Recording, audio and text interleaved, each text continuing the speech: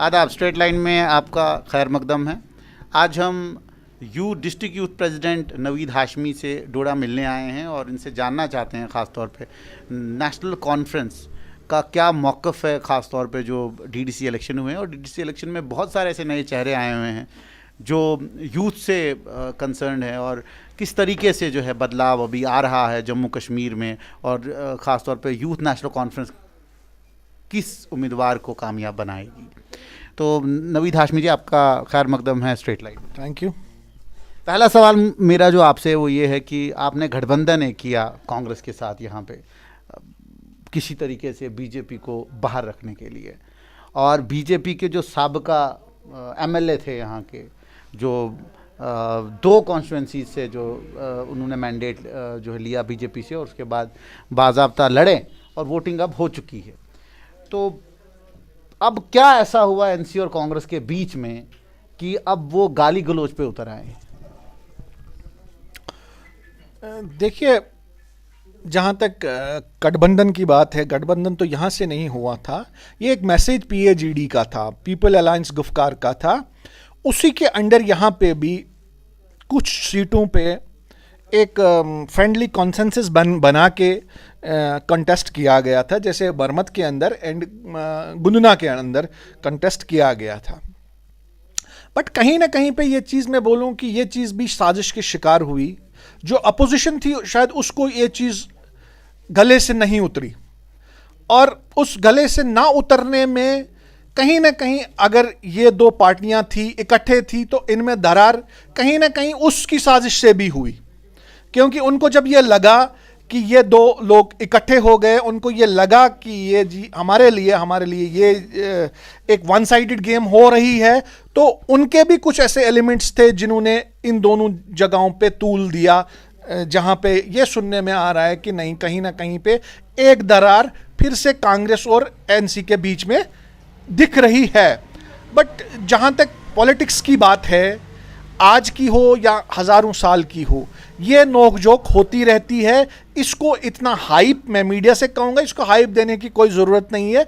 ये मैं समझता हूँ ये एक छोटी सी बात है। यहाँ पे कांग्रेस ने ये बोला, यहाँ पे एनसी ने ये बोला, ये होता रहता है। ये जी छोटी सी बात होती ना, तो फिर आपके जो यहाँ के एनसी के अभी लीडर हैं, ख़ास तौर पे खालिद नजीब सरवर्दी और अब्दुल मजीद वानी जो कांग्रेस के लीडर हैं, वो प्रेस कॉन्फ्रेंस करके बोलते नहीं एक दूसरे के खिलाफ। अगर ये छोटी सी बात होती, बात तो है, मानना तो पड़ेगा। अगर दरार हुई है तो दरार गुंदना और मरम्मत के बाद ही क्यों, इससे पहले क्यों नहीं? क्या आपको नहीं लगता ये फिक्स गेम थी कहीं ना कहीं? इन दो सीटों पे जो है हम कमज़ोर हैं, इन पे हम गठबंधन कर लेते हैं, फिर दूसरी सीटों के ऊपर फिर वही सियासत चलेगी जो सियासत थी। नहीं, ऐसा नहीं है। कमज़ोर, जहाँ तक बात कमज़ोर की, अगर नेशनल कॉन्फ्रेंस को कमज़ोर कहेंगे तो कांग्रेस तो नहीं थी ना कमज़ोर, या कांग्रेस को कमज़ोर कहेंगे तो एनसी तो कमज़ोर नहीं थी। ऐसा ये कहना सरासर गलत होगा। बट जहाँ पे हमें लगा दोनों लीडर्स को, एक फरमान पीएजीडी का था, हमने फॉलो किया, बट जो ग्राउंड रियलिटीज़ इस इलाके की थी वो शायद सेंटर में गुफ्कार वालों को तो नहीं पता थी ना। हर इलाके में अपनी तरह की पॉलिटिक्स होती है। जो ग्राउंड रियलिटीज़ हमको पता होंगी, जो यहाँ के मौजूदा लीडर्स को पता होगा, मजीद साहब को पता होगा, खालिद साहब को पता होगा, या परिहार साहब को पता होगा, वो शायद सेंटर या वहाँ पे जो टॉप ब्रोस के लीडर्स बैठे होते हैं उनको नहीं पता होती है वो बात। जहाँ तक ये बात थी कि डोडा की बात, वहाँ पे क्यों, वहाँ की हालात वैसे थे कि हमें दो जगहों से एक आदमी को उठाना पड़ा। यहाँ गट की बात, गट के लोगों ने कहीं ना कहीं एक कंसेंसस बनाई कि नहीं, हम यहाँ पे करेंगे। तो सियासत तो लोगों का मैंडेट होता है ना, लोगों ने जो कहा हमने उसको फॉलो किया। गुंदना के अंदर लोगों के वोट्स हमें मिले, सरपंचेस के वोट्स हमें मिले कि नहीं, यहाँ पे हम एक कैंडिडेट लड़ाएंगे, हमने बोला चलो इसी के साथ। मरमत में भी ऐसा ही हुआ। तो बागवा में और घाट में वो चीज़ नहीं मिली, तो सब लोग अपना अपना कर रहे हैं। तो इसमें मुझे लगता कोई इतनी बड़ी बात है जितना उछाला जा रहा है। तो आपको लगता है कि यूथ ख़ास तौर पे जो नौजवान है वो जम्मू कश्मीर को कैसा देख रहा है? अब 5 अगस्त के बाद जब 370 हटाया गया, 35 से हटाया गया, उसके बाद अब जो नज़रिया है ख़ास तौर पे नौजवानों का, वो किस तरफ है? क्या वो 370-35 से चाहते हैं, या रोज़गार, उसके बाद डेवलपमेंट, तरक्की, रोड, सड़क, ये सब मुद्दे चाहते हैं? देखिए, आपने बोला कि नौजवान का क्या रुख है 370 जाने के बाद। इसमें भी दो किस्म के लोग हैं। एक यूथ वो है जो पॉलिटिकल एफिलिएटेड है, जिसकी पॉलिटिकल एफिलिएशंस है। जो पॉलिटिकली एफिलिएटेड है उसकी अपनी इंट्रोस्पेक्शंस हैं, अपनी डिमांड्स हैं, उसको पता है कि पॉलिटिकली कितना बड़ा धोखा हिंदुस्तान ने जम्मू कश्मीर को दिया। एक वो यूथ है प्रोग्रेसिव, जो पढ़े लिखे हैं, बेचारे बड़े बड़े ग्रेजुएट्स हैं, नौकरियां नहीं हैं, वो ये उम्मीद करके हैं कि चलो अब सेंटर शायद कोई हमारे लिए बड़ी बड़ी कंपनीज यहाँ आएंगी, बड़ी कोई यूनिवर्सिटीज़ बनेंगी, हमारे लिए जॉब्स निकलेंगे। बट ऐसा नहीं है। ऐसा इसलिए नहीं है कि एक साल में गालिबन एक साल में एक भी पॉजिटिव साइन डेवलपमेंट का जम्मू कश्मीर में नहीं दिखा। इनफैक्ट ऐसा हुआ कि जो इनके किए हुए वादे थे, चाहे वो कैजुअल लेबर्स पे थे, चाहे वो एसपीओज पे थे, चाहे वो आरटी टीचर्स पे थे, चाहे वो एनआरएचएम डॉक्टर्स पे थे, ये सारे उन फ्रंट्स पे फेल हो गए, ये पीछे हट गए। इन्होंने मुद्दे 5 अगस्त के बाद सिर्फ पॉलिटिक्स के उठाए। 5 अगस्त के बाद इन्होंने पंचायती राज का बात किया कि अब जी पंचायती राज से हम ग्रास रूट से जम्मू कश्मीर को डेवलप करेंगे। पंचायती राज में इन्होंने देखा कि इनके सरपंचेस इनको नहीं मिले, वो ज़्यादा एनसी और कांग्रेस के आए, ये फ्रस्ट्रेट हो गए। इन्होंने बोला यार ऐसे तो नहीं बनेगा। ये दूसरा आइडिया लेके आए कि अब डीडीसी इलेक्शंस हम करवाएंगे, उससे हम देखेंगे नब्ज जम्मू कश्मीर के लोगों की। ये वहां पे भी फेल हो गए। अब इन्होंने डीडीसी का इलेक्शन करवाया, और डीडीसी इलेक्शन में कहीं ये बहुत तेज लोग हैं, कहीं नहीं इनको पता था यार ये कांग्रेस और एनसी एक ग्राउंड पे आके पीडीपी कभी मिलेगी नहीं, तो हम यहां पे भी इनका ये ग्राउंड क्लीन करके आगे चले जाएंगे। मगर thank God to Gupkar alliance, even I am thanking to BJP कि जिन्होंने नेशनल कॉन्फ्रेंस को, इस एनसी को, कांग्रेस को, पीपल उसको जो फैसल की वो था पीपल कॉन्फ्रेंस, सबको एक टेबल पे रख के खड़ा किया। जब उनको एक टेबल पे लाके खड़ा किया, जब गुफ्कार डिक्लेरेंस निकला, तो इन्होंने गुफ्कार डिक्लेरेंस को गुफ्कार गैंग का नाम दे दिया, क्योंकि ये इनकी बौखलाहट थी। ये इनको ये एक्सपेक्ट नहीं लगता है कि ये सब गेम जो है कहीं ना कहीं फिक्स हो सकती है, क्योंकि जो मेन स्ट्रीम पॉलिटिक्स है कश्मीर में ख़ास तौर पर इररेलेवेंट हो चुकी थी।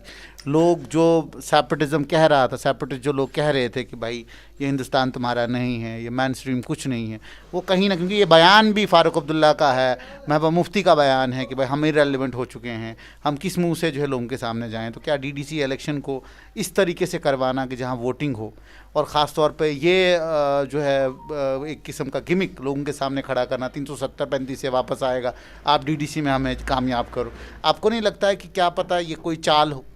ये पहले तो आपने गिमिक बोला, this is not suitable for politics, even for the present scenario gimmick नहीं है। सुनिए मेरी बात, हमने पहले भी अगर गुफ्कार को डिजाइन किया था, उसको डिजाइन करने के लिए कोई पाकिस्तान का एजेंडा नहीं था। मोदी जी का कहना है, हमारा कहना है, इवन फारूक अब्दुल्ला जो सबसे बड़ा सेक्युलरिस्ट हिंदुस्तान का है, वो कुछ भी कर सकता है, बट कॉन्स्टिट्यूशन ऑफ इंडिया को बिट्रे नहीं कर सकता है। जब यह बना, गुपकार बना, तो ये कॉन्स्टिट्यूशनली इंडियन कॉन्स्टिट्यूशन के अकॉर्डिंग बना कि हां हम दो इकट्ठे हो जाएंगे, इकट्ठे होके हम फाइट करेंगे। एक बात जब वहां बना, वो बना, उसके बाद इन्होंने सडनली इलेक्शन शुरू किया, हमने बीच में बाइकआउट किया। बट बाइकआउट का जब लगा कि कोई हल नहीं है, हमें ये जंग जो 370 और 35A की है, कॉन्स्टिट्यूशनली फाइट करना है, कॉन्स्टिट्यूशनली लड़ना है। अगर हमने कॉन्स्टिट्यूशनली लड़ना और फाइट करना है, तो इसके लिए हमें जो यूटी के नाम्स में पहली बार जम्मू कश्मीर की हिस्ट्री में ये जो डीडीसी चुनाव हुए, हमें तो पार्टिसिपेट करना था। अगर हमारे लोग कल को डिस्ट्रिक्ट काउंसिल में नहीं होंगे तो 370 की बात कैसे होगी, मुझे बताओ। वही लोग जो कल को नया जवान काउंसिल में जाएगा, वही असेंबली में जाएगा, वही पार्लियामेंट में जाएगा, और वो 370 को 35 को जिंदा रखेगा। आपको ऐसा नहीं लगता है कि आप बेशक अपना डीडीसी का कैंडिडेट या चेयरमैन आप बना लेंगे, उसके बाद वही आप मतलब जहाँ तक मुझे लग रहा है कि आप अपने वर्कर्स को बचा रहे हैं। अगर आप इस बार इलेक्शन नहीं लड़ते, जिस तरीके से पिछली बार आपने बाइकआउट किया, तो शायद आपके वर्कर की जो ग्राउंड है वो ख़त्म हो जाती, उसके बाद आप इररिलेवेंट हो जाते। तो इसलिए आप अपनी रेलिवेंस रखने के लिए जो है इस चुनाव में कूद पड़े, और कूद भी पड़े, एक साथ कूद पड़े। और उसके बाद अभी जो है लोगों के सामने ये 370-35 से वापस आने का जो है नारा आपने लाया हुआ, क्या ये वापस आएगा? ये सब सवाल एक साथ। डेफिनेटली ये आएगा, बिकॉज हमें कहीं ना कहीं में नहीं, मैं कहूंगा कि हमें पूरा कॉन्स्टिट्यूशन जो है, हमारा जुडिशरी है हिंदुस्तान का, वहां तो सब जुडिस इस वक्त भी ये इशू चल रहा है ना। जब हिंदुस्तान के सुप्रीम कोर्ट ने तो इस पे कोई वर्डिक्ट तो अभी नहीं दिया है ना, उम्मीद तो है ना। अगर ये जम्मू कश्मीर की हिंदुस्तान की पार्लियामेंट ने इसको डिसॉल्व किया है, बट जो हिंदुस्तान की सबसे स्वच्छतम जो कहते हैं सबसे ऊंची अदालत है, वहां पे अभी ये मसला चल रहा है। यूएनओ के अंदर यह अभी मसला चल रहा है, पाकिस्तान के अंदर यह मसला चल रहा है, चाइना इस मसले को उठा रहा है, बाकी और मुल्क इसको उठा रहे हैं। सो इसका मतलब हमें इससे दस्तबरदार या नाउम्मीद नहीं होना है कि ये वापस नहीं आएगा। बट जो हमारी अपनी प्रेपरेशंस हैं जम्मू कश्मीर में, यूटी के जो लॉज हैं, कहीं ना कहीं अगर हमने फाइट करना है, हमारा जो इस वक्त भी मुद्दा है 370 और 35 है, हम उसके लिए ये कर रहे हैं, तो उस चीज के लिए हमें अपने रिप्रेजेंटेटिव्स चुनने हैं, लाने हैं, जो उनको कम्बैट करें, जो उनको फेस करें। उसके बगैर कोई चारा नहीं लगता है 1-2 साल में 370-35 से वापस आएगा? नहीं, 1-2 साल की सुनो बात, जो ला 370 साल के बाद तोड़ा गया, जिसको 70 साल तोड़ने में लगे, अगर उसको वापस हम लाएंगे भी तो टाइम तो लगेगा। ये कहना बचकाना होगा कि 370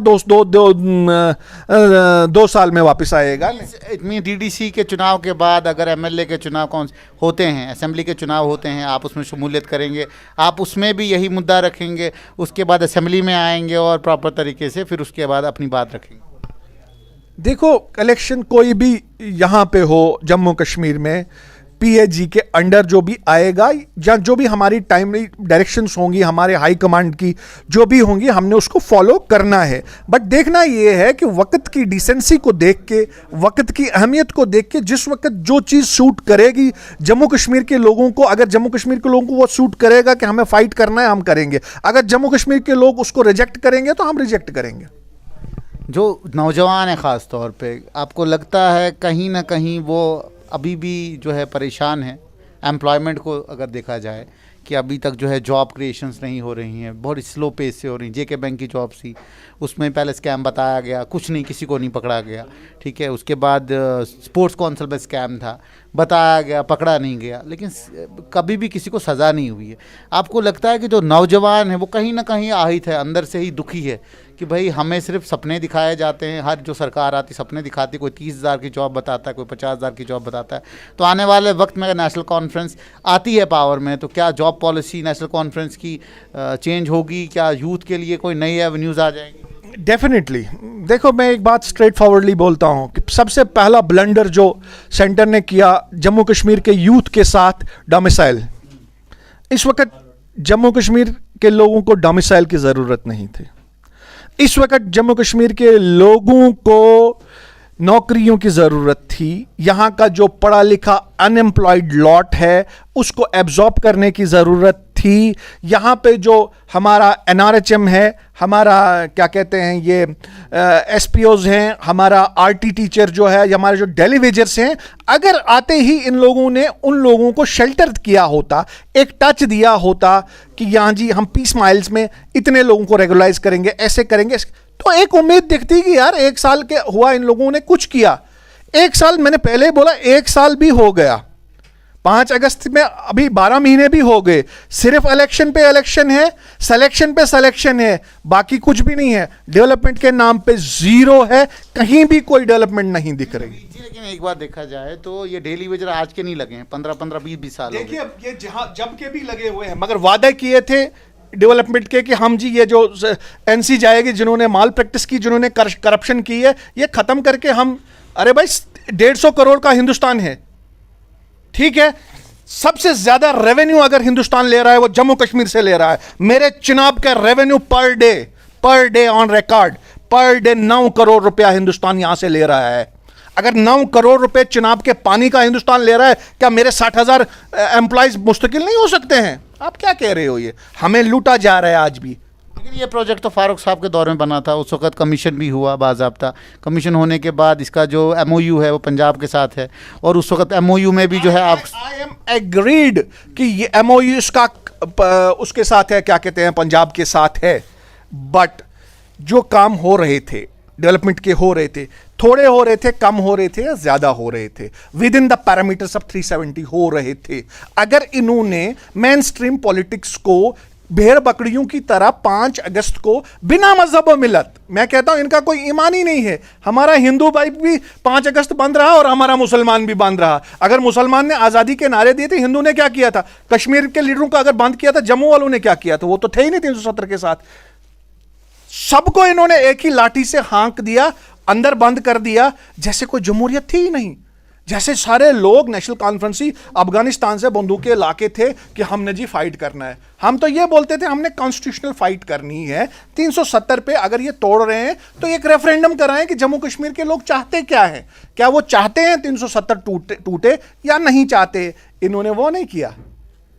बीजेपी की सरकार जो इस वक्त जस्टिस की बात करती है, इन्होंने वो नहीं किया। इन्होंने फारूक अब्दुल्ला को भी वैसे ही खींचा, जम्मू के लीडरों को भी वैसे ही खींचा, आम आदमी को भी वैसे ही खींचा, और 15 दिन हमको अंदर कमरू में जानवरों की तरह रखा, इसलिए कि हम 370 बोलते थे इसको मत तोड़ो। अगर नवीद जी आने वाले वक्त में सरकार जो है रास्ते ठीक कर देती है, अस्पताल, जितने भी जो मैकेनिज़्म है, ख़ास तौर पे जिन मैकेनिज़्मों के ऊपर लोग वोट मांगते हैं, उन मैकेनिज़्मों को अच्छे तरीके से यहाँ चलाती है, और ख़ास तौर पे जो मेडिकल कॉलेज अभी यहाँ पे बन रहा है, या आने वाले वक्त में यूनिवर्सिटीज़ भी यहाँ पे आ जाएँ, प्राइवेट इंडस्ट्रीज़ यहाँ पे सेटअप हो जाएँ और एम्प्लॉयमेंट अपॉर्चुनिटीज़ बढ़ें, तो आपको लगता है कि इस 370 का कोई रेलेवेंस नहीं रहेगा बाद में नौजवान? Very good question, but can you guarantee me, can this government guarantee me कि यहां में अगर जम्मू कश्मीर के 10 डॉक्टर बनेंगे उसमें से 9 यूपी बिहार के नहीं होंगे? लेकिन यहाँ के बच्चे भी तो देहरादून जाते हैं, यहाँ के बच्चे पंजाब जाते हैं। नॉमिनल, ये बहुत अच्छी बात बोली आपने, यहाँ के बच्चे जाते हैं। अरे यार, यहाँ मेरे डोडा में आज की डेट में भी पूरे डोडा में जिसकी आबादी 10,000 होगी, ज्यादा से ज्यादा 3 BVSC डॉक्टर्स हैं जो देहरादून में नॉमिनल हैं। आप कंपैरेटिव उन स्टेट से नहीं कर सकते हो जिनकी आबादी करोड़ों में है। यूपी बिहार देखिए आप, जिसकी 20 करोड़ आबादी है, उसमें तो लाखों करोड़ों डॉक्टर्स इंजीनियर्स होंगे, उनको एम्प्लॉयमेंट नहीं वहां पे, अब वो जम्मू कश्मीर से एम्प्लॉयमेंट लेंगे, अब वो हमारे हिस्से की रोटी लेंगे। डेवलपमेंट दिखाएगी बीजेपी जम्मू कश्मीर में और नौकरियां मिलेंगी यूपी बिहार के लोगों को। What the hell is that? उनको चाहिए, अगर वो हमें फायदा देना चाहते हैं जम्मू कश्मीर में, तो हमारी जॉब्स को, जैसे महाराष्ट्र के अंदर है कि सबसे पहली प्रायोरिटी महाराष्ट्र के लोगों को है, हमें 60% एम्प्लॉयमेंट जो है वो हमें रिजर्व करे जम्मू कश्मीर के लोगों को। 40% अगर उन्होंने देना है तो दे, मगर वो लोग वो नहीं कर रहे हैं। उन्होंने सबसे पहले क्या किया? डेवलपमेंट नहीं की, कोई नौकरियां नहीं दी, फ्रस्ट्रेशन यहां की खत्म नहीं की। क्या किया? डोमिसाइल लाया। डोमिसाइल में सबसे पहले एक कमिश्नर को, एक IAS ऑफिसर को डोमिसाइल सर्टिफिकेट इशू कर दिया, उसने 12 साल यहाँ नौकरी करी थी। What the hell is this? अगर ये हमेशा इसको सियासत से मतलब चलाएंगे, वो नहीं चलने वाला। ये पहले इन्होंने विशाखापट्टनम नेगोशिएशंस हो गई और आपको जो है 370 नहीं दिया, कोई दूसरा एक प्रावधान लाया गया, उसमें ये चीज़ें रखी गई कि रिजर्वेशंस आपको दे दी गई, लैंड रिजर्वेशंस भी कहीं तक मानी गई, तो क्या आप ये जो लाभ है 370-35 का ये छोड़ देंगे? अजहर जी, किससे उम्मीद करते हो आप? एक मामूली एक्स चीफ मिनिस्टर साहिबान, एक औरत जिसका मोदी जी ने बड़े लंबे लंबे नारे दिए, हमारी बेटी, हम बेटी बचाओ बेटी पढ़ाओ, वही एक पढ़ी लिखी बेटी जो उसकी एलाई थी, जिसने 3 साल उसके साथ मिलकर जम्मू कश्मीर में हुकूमत चलाई, वो एक मामूली स्टेटमेंट देती है और उसको ये नजरबंद कर देते हैं। मामूली स्टेटमेंट, अगर ये मामूली स्टेटमेंट बर्दाश्त करने के लिए तैयार नहीं है जम्मू कश्मीर के लीडरों का, तो ये कंप्रोमाइज पे कहां पे आते हैं? वही मामूली लीडर ने एक बारी कश्मीर में इंटरव्यू दिया था कि एक लड़का जब उसको एनकाउंटर में मारा गया था, क्रॉस फायरिंग में मरा था, उसने कहा था ये क्या टॉफी खाने गया था वहां पे? वेरी गुड क्वेश्चन, बहुत अच्छा सवाल। उसने वो किस बिहाफ पे बोला था कि उस वक्त उसकी स्पोर्ट्स सेंटर था, राजनाथ सिंह उसके दाएं बैठा था। उस राजनाथ सिंह ने उस बात का भी पास नहीं रखा। इस बेटी ने हमें बचाने के लिए, इस बेटी ने हिंदुस्तान के हक में बात की। इसी को मैं अंदर ठोक दूं, इसी को मैं बोलूं तू पाकिस्तानी, इसी को मैं गद्दार बोलूं? कितनी बदकिस्मती की बात है। जो ईमानदारी की बात मोदी गवर्नमेंट करती, खुद कितने करप्ट हैं वो लोग। और आप करप्ट की बात, मैं आपको किस बात में बोल रहा हूं कि DDC इलेक्शन जो लड़े जा रहे हैं वो कहीं ना कहीं उनको बचाने के लिए जो है लड़वाए जा रहे हैं कि भाई साहब आप मैदान में आए, हम आपको अंदर बाहर करते रहेंगे। बिकॉज देखें, मारता तो कोई किसी लीडर को नहीं है, अंदर बाहर करते, बिकॉज उनको जेड सिक्योरिटी कौन दे रहा है, A+ सिक्योरिटी कौन दे रहा है, सेंट्रल गवर्नमेंट दे रहा है। उनका खाना पीने का खर्चा कौन, सेंट्रल गवर्नमेंट उठा रहा है।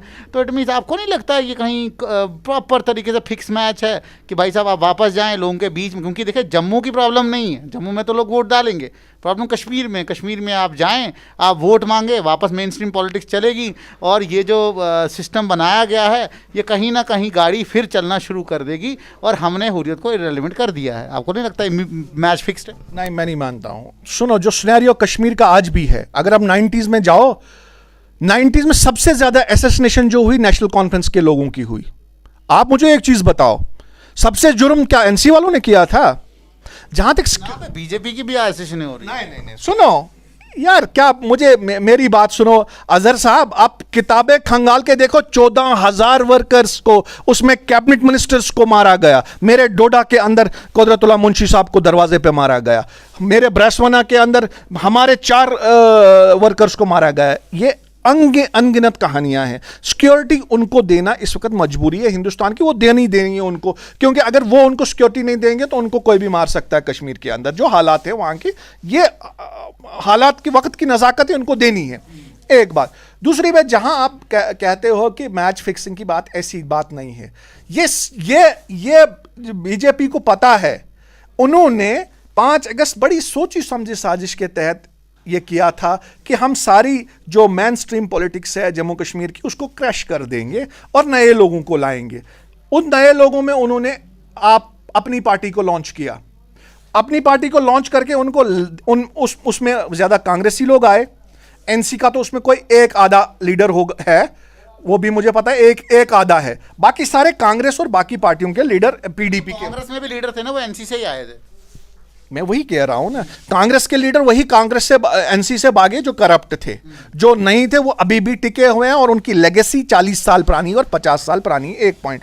दूसरी पॉइंट, जब आप लॉन्च हुई, आज की डेट में ये बहुत करीबी आपको देखते हैं और इनको लगता है वो उनका कोई वजूद ही नहीं है। हमने जो खड़ा किया ये कुछ भी नहीं है। अब ये अपनी बात अगर मनवाना चाहते भी हमसे हैं तो दबाव से, एनसी को दबाव करके, पीडीपी को दबाव करके। नहीं तो मुझे एक बात बोलो यार अजहर, एक औरत महबूबा मुफ्ती जी, जिसके 25 सिपाही थे, 25 के 25 बिक गए, उसके पास कोई पार्टी है ही नहीं बेचारी के पास। उसके बाद भी हिंदुस्तान को इतनी थ्रेट लगती है कि वो मेन गेट के अंदर 1 किलोमीटर अंदर कमरे में एक स्टेटमेंट देती है या एक ट्वीट करती है, और राजनाथ सिंह जैसा सुप्रीमो जो दावा करता मैं हिंदुस्तान का सबसे बड़ा दानिश्वर हूं, हिल जाता है। 1 मिनट में फोन करता है आईजी को, इसको बंद कर दो जी, इसको हाउस अरेस्ट कर दो। वही मैडम, वही मैं आपकी बात काटता हूँ, वही मैडम जो है ये कहती थी कि भाई 370 के बाद कोई भी हिंदुस्तान के परचम को जो है नहीं उठाएगा। तो ऐसा तो हुआ नहीं। जम्मू कश्मीर में क्या, आप कुपवाड़ा में देखें पोलिंग कितनी हुई, 50% हुई है। कुपवाड़ा में देखें, बारामूला में देखें, इवन साउथ कश्मीर में बेशक 9%, पुलवामा में या बाकी जगहों पे देखी गई है कम हुई है, लेकिन जिस तरीके से बताया जाता था कि भाई हिंदुस्तान के परचम को उठाएगा नहीं, वैसा तो हुआ नहीं। देखो, इस वक्त भी उसी बीजेपी के अंदर शाहनवाज जैसे लोग भी हैं, मुख्तार अब्बास नकवी जैसे लोग भी हैं। इसी तरह से सियासत में हर किस्म के लोग होते हैं। कश्मीर के अंदर भी इस तरह के लोग हैं। सो ये नया तो कुछ है नहीं। हम कहें कि टोटल स्वीप हम बताएं कि क्या कहते हैं, कश्मीर सारा अफगानिस्तान बन गया, ये कहना गलत बात है। सोसाइटी में हर किस्म के लोग होते हैं, इवन रिलीजन्स में अपने अपने किस्म के लोग होते हैं। मुसलमान को, एक मुसलमान ऐसे नमाज पढ़ता है, एक ऐसे पढ़ता है। सो ये वेरिएशंस होती रहती हैं। इसको हम हाईलाइट करें तो इससे कोई इशू, अगर हम लार्जर वो देखें, स्पेक्ट्रम से देखें, तो इस वक्त अगर इनके गले की हड्डी कोई है सेंटर की, तो वो है नेशनल कॉन्फ्रेंस। फारूक अब्दुल्ला, उसका बेटा महबूबा मुफ्ती, उनके साथ उनका एक एक स्टेटमेंट इनको ऐसे हिला रहा है। कभी भी उमर अब्दुल्ला ने या फारूक अब्दुल्ला ने कोई ऐसा स्टेटमेंट नहीं दिया है जो एंटी इंडिया कोई सेंटिमेंट डेवलप करे। और दूसरी बात यह है कि महबूबा मुफ्ती ने हमेशा स्टांस जो लिया है, जो उनकी सियासत है, वो एक अलग प्रकार की सियासत है। तो आपका और जो महबूबा जी का है वो गठबंधन किस तरीके से मुनासिब है? जैसे कहा जाता है नॉर्थ पोल साउथ पोल का, जब बीजेपी और पीडीपी का गठबंधन हुआ था, हम ये तो नहीं कहेंगे नॉर्थ पोल साउथ पोल, लेकिन स्टिल पीडीपी और एनसी के जो रिलेशन पहले गाली गलौज जितनी होती थी पहले, तो वो अब नहीं देखी जाती। लेकिन आपको लगता है कि फ्यूचर में पीएजीडी जो है जिंदा रहेगा? बिल्कुल रहेगा। देखो उसमें क्या था, पहले इस स्टेट के लोग लीडर शायद सियासत पार्टी के लिए करते थे। अब इन लोगों को ये अकल आ चुकी 70 साल के बाद कि यार अब सियासत नहीं करनी है पार्टी के लिए, अब हमने करनी है जम्मू कश्मीर के लोगों के लिए सियासत। और ये पीएचईडी जो है ये लोगों का अलायंस है, इसके अंदर ये मजबूर हैं कुछ लीडर्स खुद भी कि इन्होंने रहना है इसके अंदर, इसको फॉलो करना है, इसको फॉलो करने के बगैर ये बिखर जाएंगे। और यूथ नेशनल कॉन्फ्रेंस जो है, जितना भी यूथ जुड़ा हुआ है, क्या यूथ नेशनल कॉन्फ्रेंस के जो जितने भी वर्कर्स हैं आपके, उनको मौका मिलेगा आने वाले वक्त में कहीं इलेक्शन लड़ने का और रिप्रेजेंट करने को नेशनल कॉन्फ्रेंस? डेफिनेटली हमारा जो लीडर इस वक्त है ऑनरेबल उमर अब्दुल्ला साहब, one of the refined gentleman, ये शायद अपोजिशन ने भी एक्सेप्ट किया है कि इसकी डिसेंसी और इसकी एबिलिटी।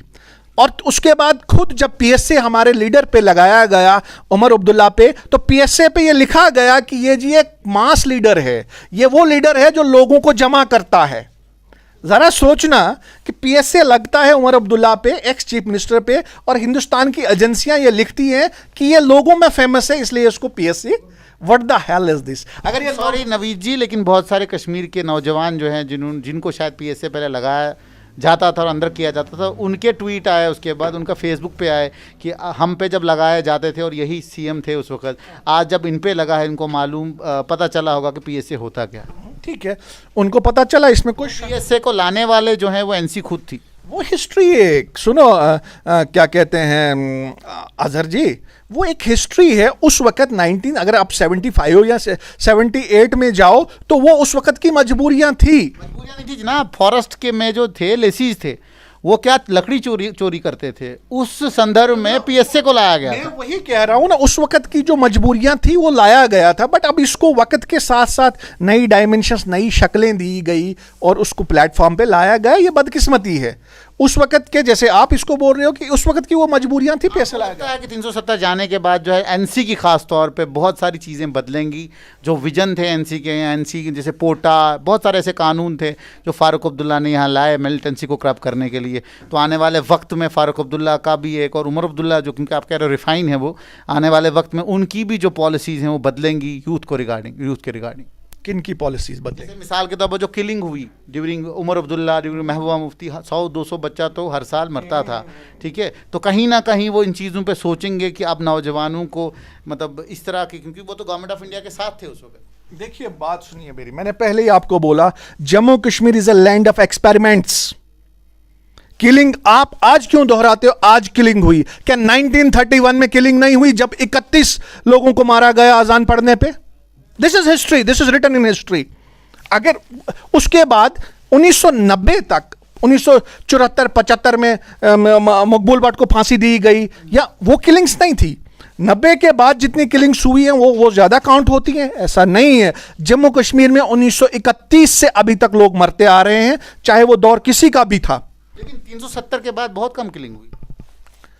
370 के बाद बहुत किलिंग हुई? 370 जाने के बाद की बात कर रहा हूँ। कम किलिंग हुई। आप एक काम करना, 370 जाने के बाद 5 अगस्त के बाद आईजी क्राइम जम्मू से रिपोर्ट लेना कि कितने मिलिटेंट्स मारे गए। मिलिटेंट से सेपरेट थिंग मैं कह रहा हूँ, जिस तरीके से जो मास मोबिलाइजेशन कहते थे कि लोग सड़कों पे आएंगे, लोग ये करेंगे वो करेंगे, ऐसा कुछ वो कैसे करते हैं मेरी जान, मुझे बता। आप एक एक्स चीफ मिनिस्टर को जो हिंदुस्तान का नारा देता है उसको आप जेल में ठोकते हो, आप एक औरत को जेल में डालते हो, आप टोटल स्वीप कर देते हो जमात इस्लामी की भी और बाकी सेक्ट्स की कश्मीर के अंदर। आप यूथ को इनलीगली 12,000 यूथ आप जेल में रखते हो, फिर सड़कों पे निकलता कौन? इट मीन्स कि वो 12,000 जो है 1 करोड़ आबादी को कंट्रोल करते थे। वो जो तंजीमें थी, खासतौर महबूबा मुफ्ती, उमर अब्दुल्ला, वही असल में प्रोटेस्ट करवाते थे। वो नहीं था, वो टेरर था जो हिंदुस्तान ने जो जम्मू कश्मीर पे बनाया गया ऑपरेशन, उसमें ऐसा लगा कि यार यहाँ पे कोई सेफ नहीं, इससे बेहतर है खामोशी इख्तियार करना। अब जो नेशनल कॉन्फ्रेंस डेमोक्रेटिक सेटअप को दोबारा इंस्टीट्यूशनलाइज करना चाहती है, खासतौर पर लोगों को दोबारा यकीन दिलाना चाहती है कि इस हिंदुस्तान में ये जो संविधान है इसमें आज भी जो है आपकी राइट्स की प्रोटेक्शन होगी, क्या ये चीज़ें अब नेशनल कॉन्फ्रेंस एक्सपेरिमेंट कर रही है?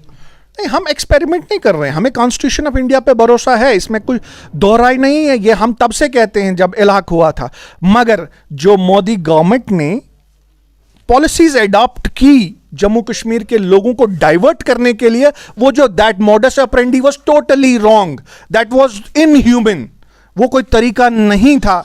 अगर उन्होंने क्या कहते हैं यहां पे किसी भी चीज को इंप्लीमेंट करवाना था तो जम्मू कश्मीर के लोगों को कॉन्फिडेंस में लेना था, ना कि जबरदस्ती उनसे भेड़ बकरियों की तरह अत्याचार करके उनसे वो चीज मनवानी थी। वो चीज जम्मू कश्मीर के लोग ना आज एक्सेप्ट करेंगे, ना कल करेंगे, ना कभी की है। बीजेपी का तो पहले से मैनिफेस्टो में ये रहा हुआ है, राम मंदिर एक इशू था, 370 की इशू था, उनने सारे इशूज तकरीबन ख़त्म कर दिए और उन्हें जो मैनिफेस्टो में लिखा था 370 हटाएंगे, उनने हटा दिया। वो तो आपको भी पता था, जैसे कांग्रेस ने कभी ये मैनिफेस्टो में नहीं रखा, लेकिन कांग्रेस के भी बहुत सारे ऐसे नेता हैं जिन्होंने इसके फेवर में वोट दिया हुआ है।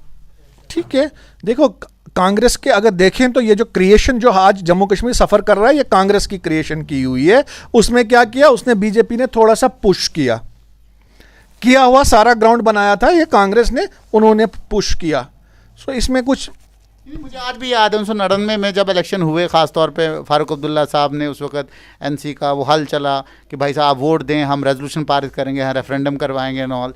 उसके बाद बाज़ाब्ता जो है असेंबली बनी, असेंबली में रेजोल्यूशन पारित हुआ, एनसी का रेजोल्यूशन बाज़ाब्ता पार्लियामेंट भेजा गया, उसके बाद वो डस्टबिन में डाला गया। लेकिन एनसी ने हुकूमत नहीं छोड़ी, एनसी ने हुकूमत जारी रखी और उसके बाद जितने साल तक हुकूमत कर सकते थे उतने साल तक हुकूमत की। आपको नहीं लगता है कहीं ना कहीं तंजीमों का जो है जब पावर में आती हैं तो उनको मुद्दे भूल जाते हैं जिन मुद्दों पे उन्होंने वोट लिया हो? नहीं, ऐसा नहीं है। मुद्दे वैसे ही होते हैं, इसमें कोई शक नहीं है कि मुद्दे बदले जाते हैं या वो बैकफुट पे आते हैं, नहीं। मगर इस स्टेट की ऐसी मजबूरियां रही मिलिटेंसी को लेके कि इस स्टेट में जो अनसर्टेनिटी थी, उस अनसर्टेनिटी की वजह से कहीं ना कहीं पार्टी के लोग कमज़ोर होते थे। अगर वो अभी भी देखो आप 370 पे जम्मू के लोगों ने कुछ अलग कहा, कश्मीर के लोगों ने अलग कहा। अगर दोनों लोगों ने एक ही जबान में बात की होती तो शायद इस वक्त जम्मू के लोग पछताते नहीं, शायद इस वक्त डोमिसाइल नहीं होता, शायद इस वक्त 370 ख़त्म नहीं हुआ होता। सो ये गेम्स होती रहती हैं, तो लीडरशिप इसमें कितना स्ट्रांग होगी जब तक ना लोग स्ट्रांग होंगे। आखिर पे मैं यही पूछूंगा कि आप यूथ नेशनल कॉन्फ्रेंस के डिस्ट्रिक्ट प्रेसिडेंट डोडा हैं, डोडा के नौजवानों में ऐसी कौन सी चीज़ है जो अब चाहते हैं आने वाले वक्त में, फ्यूचर में वो देखें और यकीन रखें दोबारा गवर्नमेंट ऑफ इंडिया का जो कॉन्स्टिट्यूशन है उसके ऊपर, कॉन्स्टिट्यूशन ऑफ इंडिया के ऊपर अभी भी जो है वो विश्वास रखते हैं और उनको पूरा यकीन है कि जस्टिस होगा? देखिए, अगर जो 1 साल की प्रैक्टिस इनकी रही, जो इनकी अभी तक की प्रैक्टिस है, वो totally against youth of Jammu Kashmir है। अगर यही प्रैक्टिस रही तो बदलाव नहीं आएगा, इनकलाब आएगा। एंड अगर ये अपनी प्रैक्टिसेस को बदलते हैं, ये एक डिबेट करते हैं कि अगर डोमिसाइल लाना है इन्होंने तो ये जम्मू कश्मीर के लोगों में जाके बोले यार हमने ये लाना है, क्या आपको एक्सेप्ट है? वो तो पता ही नहीं किसी को। ये रात को ड्राफ्ट करते हैं होम मिनिस्ट्री के अंदर, सुबह जम्मू कश्मीर, अच्छा डोमिसाइल आ गया, चलो ठीक है, अच्छा अब हमारी केस चला गया, ठीक है चला गया, अच्छा अब हमारी रिजर्वेशन नौकरियों में बाहर के लोग आएंगे। हमें तो पता ही नहीं है जम्मू कश्मीर के लोगों को कि ये यहाँ पे हमें जस्टिस दे कहाँ रहे हैं। 1 साल में अगर इन्होंने डेवलपमेंट्स की हैं तो सिर्फ जम्मू के बीजेपी के ठेकेदार लीडरों ने डेवलपमेंट की है, बाकी डेवलपमेंट कहीं नहीं है। मुझे बताओ ना कौन सी ऐसा माइलस्टोन इन्होंने क्रिएट किया है। मेडिकल कॉलेज कांग्रेस के दिए हुए थे, इनका क्या था उसमें? कुछ भी नहीं था इनका, इन्होंने वो इम्प्लीमेंट करना ही करना था तो किया। या नेशनल टनल कांग्रेस के टाइम का था, इन्होंने क्या अपना किया? कोई प्रोजेक्ट्स इनके नहीं है, कोई यूनिवर्सिटी इनकी नहीं है, कोई कॉलेज इनको नहीं है। मैं आपकी बात इधर ही काटते हुए एक रिक्वेस्ट करता हूं, मेरा डोडा 2 बातों के लिए सफर कर रहा है। एक वुमेन कॉलेज हमें चाहिए, देना डोडा को, मैं बोलता हूं शक्ति राज ने डेवलपमेंट की, जोड़े ना डोडा को सिंथन थ्रू श्रीनगर, मैं बोलता हूं शक्ति राज ने डेवलपमेंट की। अरे क्या किया यार, पुल बनाया कांग्रेस ने, तूने उस पर पैसे कमाए, कमीशनें खाई, तेरा नाम आ गया। सड़कें तू बनाता है, क्रशर तेरे, मैग्डमाइजेशन तेरी सारी तेरी, तो क्रेडिट तू गवर्नमेंट को देगा? ऐसे नहीं होगा। अगर इन्होंने जम्मू कश्मीर के यूथ को ये चाहते हैं कि इनसे मिले तो इनको टेबल पे आके एक कलेक्टिव डिस्कस करना है कि क्या क्या चीज़ें जम्मू कश्मीर के लोगों के लिए बेनिफिशिएंट हैं और क्या क्या नहीं है। एक बात। दूसरी बात, इस वक्त दुनिया इस वक्त डिजिटलाइज हो गई है, गैजेटिक वर्ल्ड। मुझे बोलो, जो मोदी डिजिटल इंडिया की बात करता है, अगर मिलिटेंसी कुपवाड़ा में है, अगर मिलिटेंसी पुलवामा में है, 4G वहां बंद करो। जम्मू गांधीनगर में कौन सी मिलिटेंसी है, 4G वहां क्यों बंद है? डोडा में कौन सी मिलिटेंसी है, यहां पे 4G क्यों बंद है? यार मैं पढ़ा लिखा यूथ हूं, मुझे 4G की जरूरत है मोदी, मुझे देवेंद्र राणा, मुझे 4G की जरूरत है, मुझे पढ़ना है, मुझे अपने बच्चों को पढ़ाना है। और तुम हमारे बच्चों का, हमारी नस्ल का कत्ल कर रहे हो, हमें दुनिया से दूर रख के, हमें टेक्नोलॉजी से दूर रख के, और फिर हमसे ये एक्सपेक्ट करते हो कि हम आपके एजेंडा पे चले, आपकी तरक्की पे चले। कोई एजेंडा नहीं है बीजेपी का, इनका सिर्फ यही एजेंडा है कि जम्मू कश्मीर का हिंदू हो, मुसलमान हो, इसको दबाओ, इसको ऑप्रेस करो, इनको कुछ मत दो। कहीं ना कहीं ये आहत हैं, दुखी हैं 370 के बाद, लेकिन लगता है कि थोड़ी उम्मीद भी है संविधान के ऊपर कि इंसाफ होगा। 370 आएगा नहीं आएगा ये तो अब आगे की सियासत बताएगी, इस पर सियासत कितनी खेली जाती है, 50 साल, 60 साल, 70 साल, लेकिन आगे क्या होगा वो ना आप जानते हैं ना मैं जानता हूँ। हमने सिर्फ बातचीत करनी थी, हमने बातचीत की, और इनका आखिर पे जो कहना था वो यही था कि हमें अपने हक चाहिए, हम अपनी इस जम्मू कश्मीर में जितने भी फैसले हैं वो खुद करें, यहाँ का नौजवान खुद करे, और ये सब चीज़ें जो है केंद्र सरकार अगर हमें वापस देती है तो फिर हम आगे का सोच सकते हैं।